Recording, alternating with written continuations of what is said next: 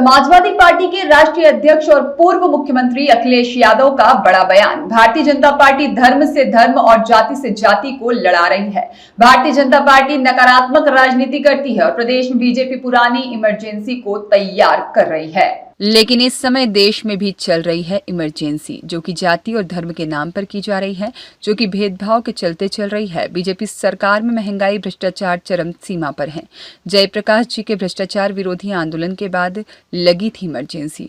उसी समय तो घोषित किया गया था, इमरजेंसी लागू की गई थी। लेकिन भारतीय जनता पार्टी इस अघोषित इमरजेंसी पर कब खुशी मनाएगी? इटावा की घटना में शोषण करने वालों का वर्चस्ववादी लोगों ने साथ दिया और इस पर भारतीय जनता पार्टी कश्मीर की तरह कानून लेकर आए, जिसके लागू होने से एकाधिकार हो, और भारतीय जनता पार्टी कानून लेकर आए जिससे कोई कथा भागवत न सुन सके। सपना दिखाते हैं कि हम विश्व गुरु हो जाएंगे और ट्रंप भी मेरी बात मानते हैं। लेकिन समाज में इस तरह की घटनाएं बेहद निंदनीय हैं और सभी घटनाएं हो रही हैं बीजेपी सरकार में। धर्म के नाम पर भेदभाव है, भ्रष्टाचार चरम सीमा पर है। हमें आपको सबको याद होगा, जयप्रकाश जी ने आह्वान किया था कि भ्रष्टाचार और महंगाई चरम सीमा पर है। उसी समय संपूर्ण क्रांति का आंदोलन चला, उसके बाद हमें आपको इमरजेंसी देखने को मिली। आज बताइए, चरम सीमा पर महंगाई है कि नहीं है? चरम सीमा पर भ्रष्टाचार है कि नहीं है? चरम सीमा पर अन्याय पहुंच गया है।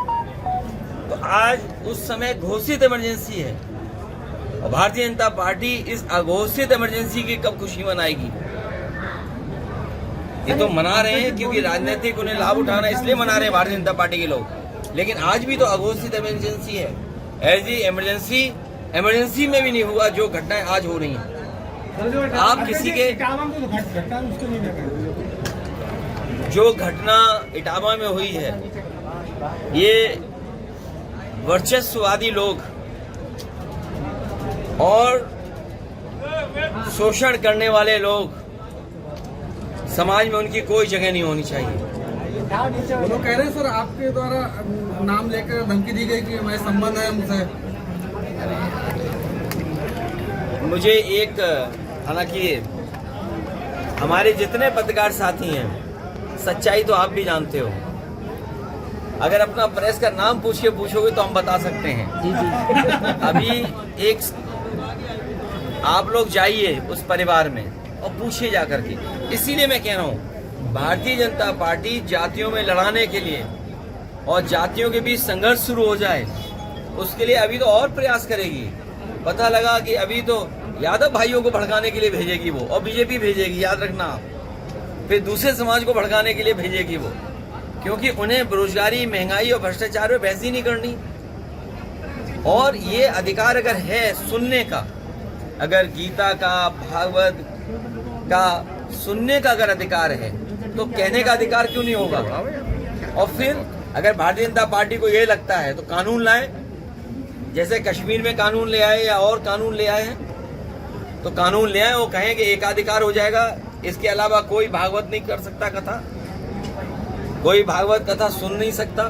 ले आए सरकार, भारतीय जनता पार्टी के लोग कानून क्यों नहीं लाते हैं? आखिरकार ये पूछी सोची समझी साजिश और षड्यंत्र के तहत हुआ है। क्या आप किसी के आज के समय बाल काट दोगे? आप उसकी चुटिया काट दोगे? सोचो, चुटिया से कितना सम्मान होता है और चुटिया से कितना इमोशनल लगाव होता है। हमारे साथी लोग चुटिया रखते होंगे, तो अगर उससे पूछो तो कहते हैं 4 साल की हो गई, 8 साल की हो गई, 10 साल की हो गई। जिस शास्त्री जी की चुटिया कटी है, सोचो कितने वर्षों से चुटिया रखे थे। ये कौन वर्चस्ववादी लोग हैं? कौन ऐसे लोग हैं जो चुटिया काट दिए, बताओ? और पेशाब की बात मैं नहीं बोल रहा हूं आपको। हमें खुद बुरा लगता है कि आज के समय पर जब भारतीय जनता पार्टी सपना दिखा रही है विकसित भारत का, सपना दिखा रही है हम विश्व गुरु बन जाएंगे, सपना दिखाते हैं कि ट्रंप भी उनका कहना मानते हैं, तब बताओ हमारे समाज में ये घटनाएं हो रही हों। और एक जगह नहीं, उत्तर प्रदेश में तमाम जगह ऐसी घटनाएं हमने देखी हैं और सब बीजेपी की सरकार में हो रही हैं। पेशाब को पिला देना, पेशाब डाल देना, पेशाब से आपको शुद्ध कर देना, और वो गोबर वाली बातें तो आप सब जानते हो। ये खुद ही कहते हैं कि पीजिए इससे बीमारी ठीक हो जाएगी। ये बीजेपी के लोग कौन सी नई साइंस चला रहे हैं ये बताइए आप। अभी कुछ कह दोगे तो कहीं सनातन विरोधी हैं आप। गोबर लेप लेना सनातनी है आप, गोबर फेंकना सनातनी है। बताइए अब ये नई परंपरा है, इससे विकसित भारत बनेगा आपका। ये मैं आपसे एक मिनट में मैं आपसे कहना चाहता हूं कि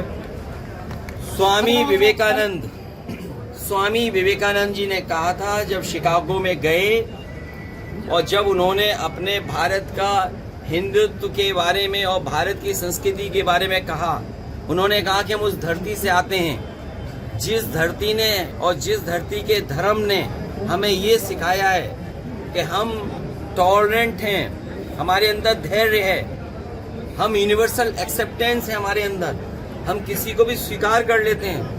अगर विवेकानंद जी ने ये समझाया तो भारतीय जनता पार्टी को क्यों नहीं समझ में आ रहा है? वंदे भारत में सुरक्षित नहीं है, पूरी सरकार में पानी चू रहा है। तुम एक ट्रेन की बातें कर रहे हो। झांसी के मारपीट की यात्री के साथ बीजेपी ने पूरी सरकार में पानी चू रहा है भ्रष्टाचार का। आप बताओ, पानी की टंकी आपके जिले में भी तो पानी की टंकी बन रही होगी। बताओ पानी की टंकी कैसी बन रही है? और पानी की टंकी जो भी बन रही हो, लेकिन बताओ उसमें पाइपलाइन कितनी बड़ी बिछ रही है। बताओ हर गांव में शिकायत है नहीं, हर नाली खोद दी है। अभी मैं आ रहा हूँ, पूरा कूड़ा पड़ा हुआ है फरक्काबाद। कहीं फरक्काबाद स्मार्ट सिटी तो नहीं है? क्या हालत कर दी बताओ। सुनने में आया कि यहाँ कोई अगर जानवर भी खो जाए तो उसके लिए पकड़ने के लिए कोई व्यवस्था नहीं है। सुनने में आया कि कोई दरखास्त लेके जा रहा था, उसका कोई जानवर खो गया, उसको भी नहीं पकड़ सकती पुलिस।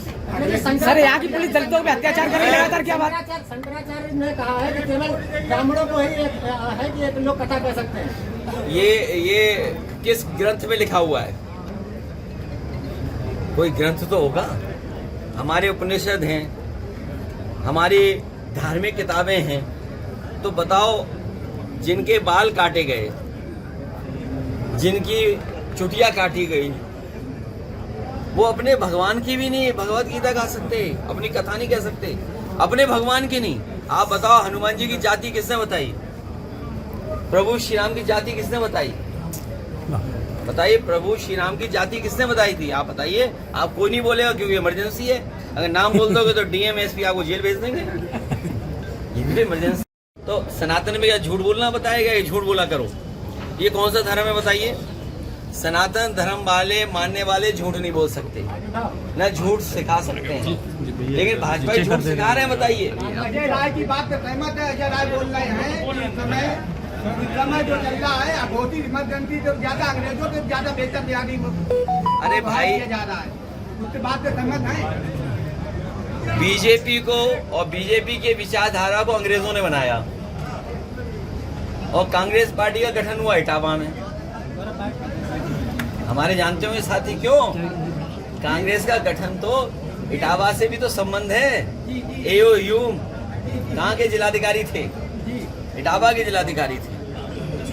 तो भारतीय जनता पार्टी भ्रष्टाचार पर, महंगाई पर, और हमारा साथी सही कह रहा है। बताओ, विधायक ने एसडीएम को कूट दिया। एक विधायक ने सुना है, अखबारों में पढ़ा है, टीवी पे चला है, सोशल मीडिया पे, कि एक विधायक जी ने एसडीएम को मार मार के ठीक कर दिया। उसके बाद कोई दरोगा बचाने आया तो दरोगा को भी पीट दिया। बताओ, एक एमएलसी कमरे में बंद करके कूटे गए। ये पता आपको? नहीं पता है? एक एमएलसी को कुछ लेन देन या उस बंटवारे में झगड़ा हो गया तो एमएलसी को कमरे में बंद किया, फिर कूटा गया। उसे कूटा, खूब कूटा। अब कूटना तो जानते हो क्या होता है।